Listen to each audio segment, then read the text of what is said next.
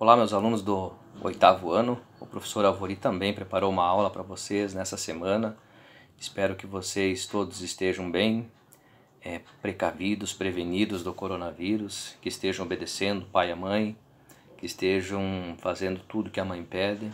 Acredito que sim, vocês são muito comportados na escola, inclusive me escolheram como regente da turma e o professor fica muito contente por isso.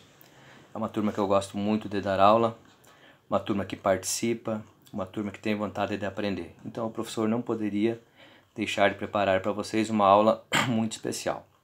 Eu preparei um texto para vocês, cujo título é Família, Prato Difícil de Preparar. Esse texto ele é carregado de metáforas, vocês vão gostar. Eu quero que vocês leiam esse texto com muita atenção. O professor sugere que vocês leiam uma ou duas vezes, né? No mínimo 2 vezes. Eu sugiro que vocês leiam para vocês poderem compreender e entender o texto. Feito isso, tem 8 questões. O professor não carregou vocês muito de atividades, até porque eu sei que existem outros professores também fazendo atividade à distância, e isso acaba onerando vocês e fazendo com que os alunos, mesmo em casa, tenham muitas atividades para poder fazer. E eu sei que muitas vezes, embora vocês estejam em casa, não há tempo para fazer quando o professor manda muitas atividades. Então a atividade do professor ela é um pouquinho simples, né? Ela não tem nada assim que seja muito difícil.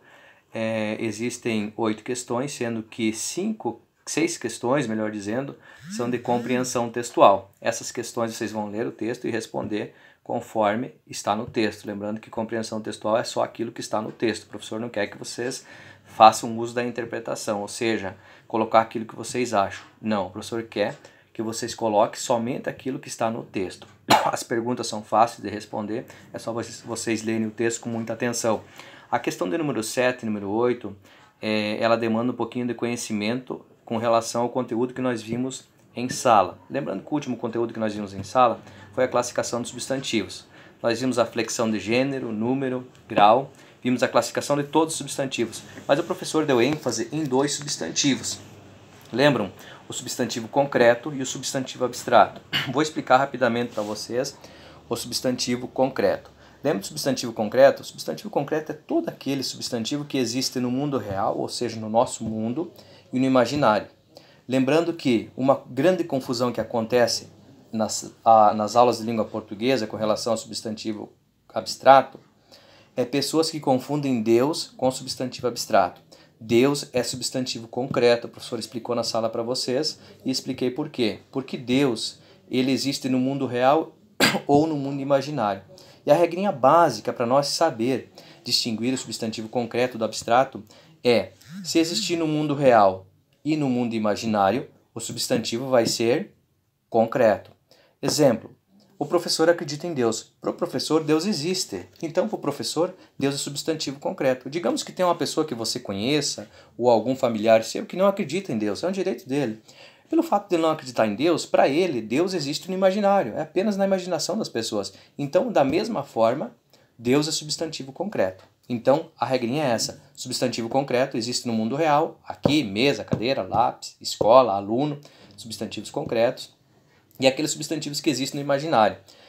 Fadas, saci, anjos, demônios, deuses, Deus. Então, todos esses que existem no imaginário são substantivos concretos. E para quem acredita, Deus existe realmente. Substantivo concreto também.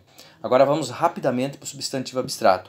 Lembrando que o substantivo abstrato, nós às vezes incorremos em alguns erros. Quais eles? Pensar que substantivo abstrato é somente aquilo que designa sentimentos. Também saudade, tristeza, alegria. Isso são substantivos abstratos. Mas também são substantivos abstratos aqueles que demandam ou surgem ou existem de certas manifestações. Exemplo, medo. Medo não é um sentimento. Medo ele existe através de uma manifestação. Você não está sempre com medo. Alegria. Alegria é um estado. Você não está sempre alegre. Então, alegria, medo, tristeza, susto, reunião. Professor, por que reunião é um substantivo abstrato? Pelo seguinte motivo. Lembra que o professor falou que para ser substantivo abstrato precisa de uma manifestação? Uma reunião, o que ela precisa para que aconteça? que determinadas pessoas marquem um dia, um local e um determinado assunto ou tema para debater. Ou seja, ocorreu a reunião, é uma manifestação, pessoas se encontraram. A palavra briga, briga é um substantivo abstrato. A palavra paz, paz é um substantivo abstrato. Por quê? Nós precisamos de duas nações ou precisamos de uma cidade que decrete a paz. Ou seja, há uma manifestação, há uma existência para que paz, medo, alegria sejam substantivos abstratos. Outra questão que o professor colocou também, um exemplo assim bem corriqueiro e fácil de nós assimilarmos o que é substantivo abstrato. Exemplo, dor. Dor é um substantivo abstrato. Por quê? Eu não estou sempre com dor. O que eu preciso para ter dor? O que eu preciso para ter dor? Uma manifestação. Eu preciso me machucar corporalmente. Eu prefiro sofrer uma desilusão amorosa para me ter uma dor sentimental. Então é uma manifestação também. É um substantivo abstrato. Outra questão que o professor também falou é sobre o substantivo coletivo. Também só uma passadinha aqui para nós lembrarmos. Nós sabemos que o substantivo coletivo designa grupo de seres, pessoas ou coisas. Só que um macete bem interessante para nós não esquecermos com relação ao substantivo coletivo é que mesmo ele estando no singular, ele designa um grupo de coisas ou pessoas. Então o trabalho que o professor passou para vocês essa semana é um trabalho bem simples, não tem nada assim de complexo que vocês não consigam resolver. Vocês só vão fazer a compreensão textual, né? Vão fazer a compreensão textual. Tem 6 questões que são alusivas à compreensão do texto, né? É a compreensão do texto. O professor colocou aqui, ó, compreensão textual e coloquei em amarelinho, não é interpretação, tá? Não é interpretação, é o que está no texto. O professor quer treinar vocês, quer ensinar vocês a se aterem ao texto, porque muitas vezes nós, quando vamos fazer concurso, prestar vestibulares, nós incorremos em erro porque nós temos as nossas interpretações e nem sempre está pedindo a nossa interpretação. Às vezes é a compreensão do texto, e a compreensão do texto é o que está no texto, intrinsecamente no texto. Tá? As questões são fáceis, claro que vocês terão que ler o texto com muita atenção, sugiro 2 vezes a leitura do texto. E a questão 7 e 8 tem a ver com o conteúdo que nós estudamos em sala, sobre os substantivos. Nós vimos rapidamente a classificação de todos os substantivos, a flexão deles, gênero, número, e os substantivos que o professor deu ênfase foi o concreto e o abstrato. Acredito que não tem necessidade do professor explicar novamente. Claro que se algum aluno tiver dificuldade no decorrer da resolução das atividades, pode colocar no grupo a dúvida. Só evitem, quando vocês perceber que postaram no grupo a dúvida que é tua, por gentileza o professor pede, porque eu estou percebendo nos grupos do WhatsApp aqui das turmas, que às vezes a mesma dúvida ela é suscitada, pedida por vários alunos. Então não tem necessidade, por quê? Isso faz com que o WhatsApp fique carregado de informações, fique cheio de perguntas, às vezes a mesma pergunta, sobre as mesmas coisas, e acontece que às vezes uma informação importante, pertinente, vai passar batido, devido à grande quantidade de informações e perguntas, às vezes desnecessárias e fúteis, ali no grupo do WhatsApp. Então o professor pede para vocês, quando tiver uma dúvida, se o colega pediu, não precisa pedir. Se a dúvida for assim, uma dúvida difícil, que você tem um pouquinho de pressa, chama o professor no particular, que o professor responde, tá bom? Dúvidas com relação ao trabalho, o professor estará à disposição no WhatsApp, mande para o professor a pergunta em particular, no privado, né? Se for algo que você não conseguiu entender, que o professor responde. Às vezes o professor pode demorar um pouquinho, talvez porque o professor tem outras coisas para fazer também, ou pelo fato de não ver no momento, mas o professor responde, tá bom?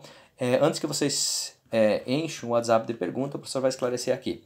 O texto em si não precisa copiar no caderno, não é necessário registrar no caderno o texto. Mas as perguntas o professor quer que vocês registrem, porque eu quero que vocês copiem atividades, compreensão de texto, coloquem a data, se possível, copie a pergunta, tá? O professor não quer que vocês só coloquem número 1 e resposta, não, porque depois não sabemos nem que resposta é aquilo. Você copia a pergunta e depois a resposta, bem bonito, bem caprichado, tá bom? Registre no caderno. Professor, vai valer nota? Claro que vai valer nota sim. Quando o professor voltar, e acredito que os demais professores farão o mesmo, quando nós voltarmos às aulas presenciais, nós iremos avaliar o caderno, vale nota. Outra coisa também que eu peço para vocês, sugiro, a título de sugestão, não postem as atividades feitas e os temas prontos que vocês fizeram no grupo do WhatsApp, porque acontece aquilo que o professor falou, acaba enchendo o WhatsApp de informações às vezes desnecessárias. Se você quer mostrar o tema para o professor que você fez, manda no particular, tá bom? Senão acaba enchendo o WhatsApp da turma ali e às vezes são algumas informações que não tem tanta necessidade, porque daqui a pouco nós ficamos com o nosso WhatsApp carregado de conversas às vezes desnecessárias, tá bom? Então, bem explicada a aula, eu acredito. O professor deseja a vocês um excelente final de semana, uma feliz Páscoa a todos. Eu espero que brevemente nós possamos voltar a ter a nossa aula presencial, nossa aula maravilhosa de língua portuguesa. É uma turma muito boa, uma turma muito dedicada. E vamos torcer, vamos rezar, vamos orar para que esse vírus vá embora logo e nós possamos voltar às nossas atividades normais. Um grande abraço a todos. Semana que vem o professor manda as respostas das atividades para vocês, mas não fique esperando as respostas prontas, eu quero que vocês façam, tá? E registrem no caderno. Um grande abraço a todos e até a semana que vem.